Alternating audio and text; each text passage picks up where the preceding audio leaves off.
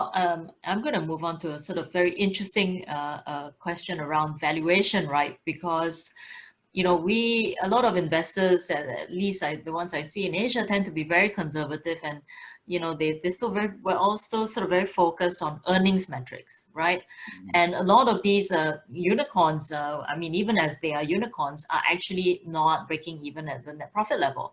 Yeah. So, an earnings metric seems to be sort of quite irrelevant in this debate, but I'd love to hear from your experience. How do you think about valuation, about growth companies and unicorns in particular?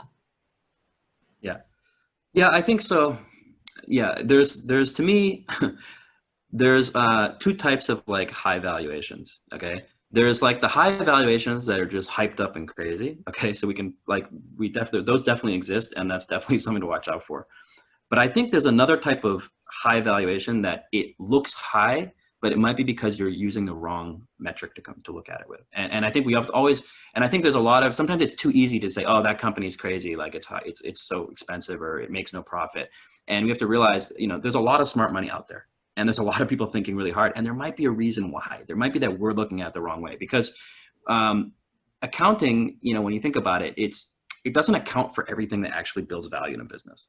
There's a lot of, especially in tech world, there's a lot of soft things that don't show up on balance sheets and that you can't like capitalize. So you have to just expense it immediately, even though actually you're building long-term advantages. And I think like a company like Amazon kind of is a great example of it. For a long, long time, people just said Amazon's crazy, and they said like it's not making any money or it's not making cash flow, and it's like on the traditional metrics it looked too expensive. It's looked too expensive for like 15 years, but it's just gotten bigger and bigger and bigger. And there was a certain point where people realized, oh my gosh, like they built this like competitive moat that almost like nobody can beat now.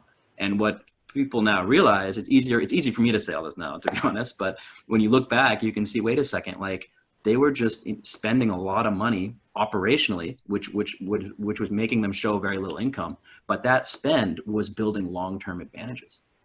So it's different than whereby in traditional businesses, accounting lets you like buy machinery, and you don't have to you can like make it capex, and it doesn't count against your earnings, because accounting was designed for that, but like accounting doesn't always attribute like a lot of the long-term value that's being built in a tech company. So I think you shouldn't automatically write off when it's not making money. It may be that they're purposely, like Amazon, if they wanted to, they probably could have shown some profit way back, but they realized, like, do you want to build a business that nobody can ever beat again, or do you want to show some profit 10 years ago but still be open to competition?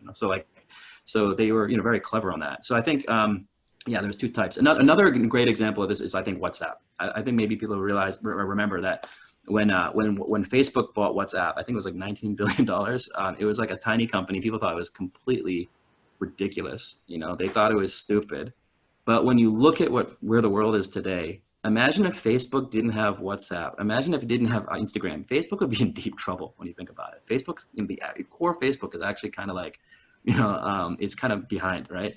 Luckily, they bought these things, and even the price they paid for WhatsApp has been more than worth it for them. Because again, you have to think about what is value, and value can be different things. So Facebook didn't care if a company was earning, $100 million back then, because it already had money. Wasn't the problem. Its problem was that Facebook actually missed the mobile social media trend.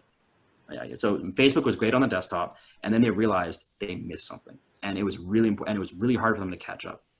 And so WhatsApp was their solution, and it allowed them. They know how to make money once they have the platform and all the people. They can figure out how to make money. So they don't need WhatsApp to make money when they buy it.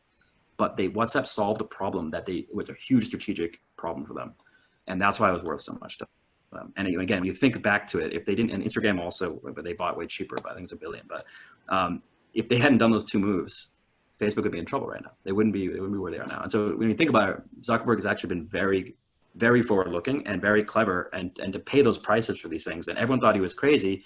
In retrospect, they were great moves. Great.